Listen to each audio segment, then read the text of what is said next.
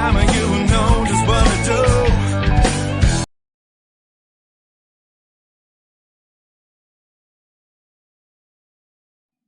Hola amiguitos, bienvenidos a mi canal, David Juegos.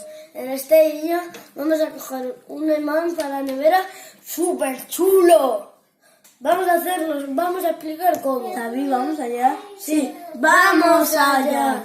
Para esto necesitamos un tapón de botella que le echamos un poquito en el culo, un poquito de jamón y necesitamos una flor y un imán y pistola de silicona y hemos hecho purpurina verde con purpurina, pintura verde.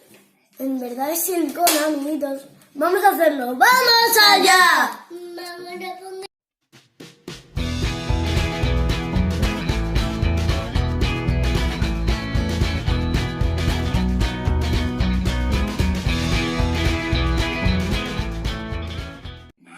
¿Habéis visto qué chulo se ha quedado? Mirad, este tiene flor y tiene un color. El de mi primo 2. Este tiene flor y tiene un imán. Este tiene dos colores, el rojo y el amarillo. Y una flor de carne.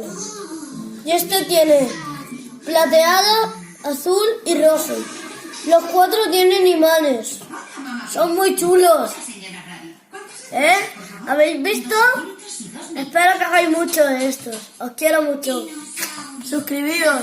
Adiós. Suscribiros. Adiós.